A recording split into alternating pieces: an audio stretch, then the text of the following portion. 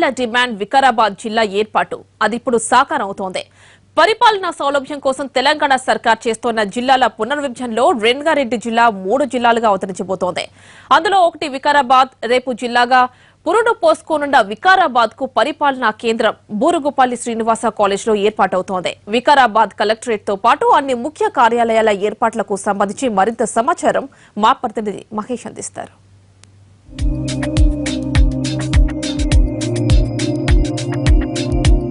వికారాబాద్ కేంద్రంగా జిల్లా చేయాలని ఎన్నో రోజులుగా ఆందోళన చేస్తున్నటువంటి పరిస్థితి.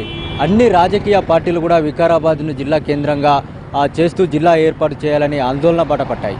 అయితే ఎన్నో సంవత్సరాల ఈ నిరీక్షణ మరికొన్ని గంటల్లో నెరవేరబోతుంది.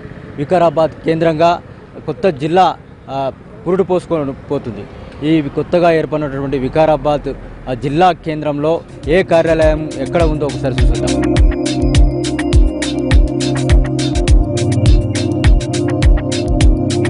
వికారాబాద్ సమీపంలో ఉన్నటువంటి బూరుగుపల్లిలోని శ్రీనివాస ఫార్మసీ కళాశాలలో కలెక్టరేట్ ఏర్పడబోతుంది.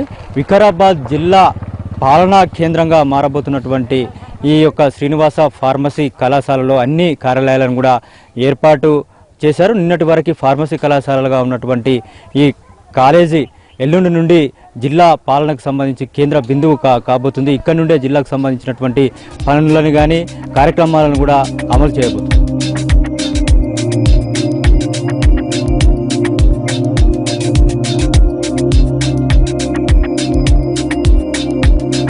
ప్రస్తుతం మనం వికారాబాద్ జిల్లా కలెక్టర్ కార్యాలయం ముందు ఉన్నాం.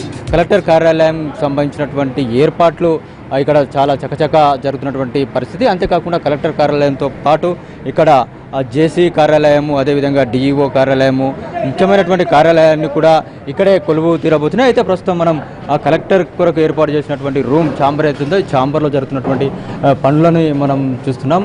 మరికొన్ని గంటల్లో కలెక్టర్ ఇక్కడ నుండే తన యొక్క పాలనని కొనసాగించబోతున్నటువంటి నేపథ్యం.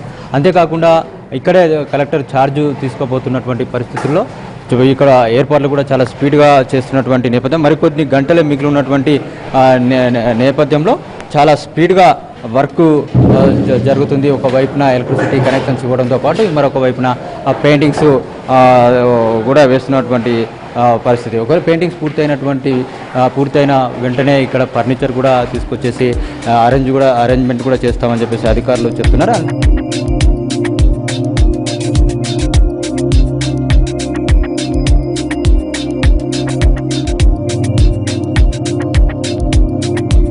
మరికొన్ని గంటల్లో ఇక్కడ కొత్త కలెక్టరేట్ కొలువు తీరబోతున్నటువంటి నేపథ్యంలో అందుకు అనుగుణంగా ఇక్కడ ఏర్పాట్లు జరుగుతున్నాయని చెప్పవచ్చు. 11వ తేదీ ఉదయమే ఇక్కడ అన్ని రకాలైనటువంటి ఆఫీసులు, జాయింట్ కలెక్టర్ కార్యాలయం కావచ్చు, అదే విధంగా తీసుకున్నట్లయితే సిపిఓ కానీ, డిపిఓ కానీ, డిఆర్ఓ కార్యాలయాలు కూడా ఇక్కడే కొలువు తీరబోతున్నాయి. దీంతోపాటు హౌసింగ్ సంబంధించినటువంటి కార్యాలయము, డిపిఆర్ఓకి సంబంధించినటువంటి కార్యాలయం కూడా ఇక్కడే ఉండబోతున్నాయి.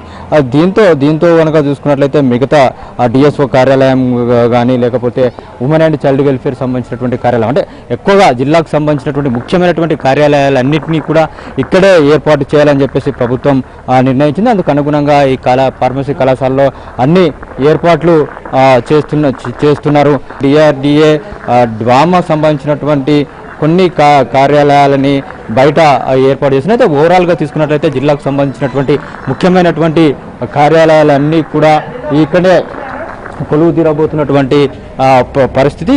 కెమెరామెన్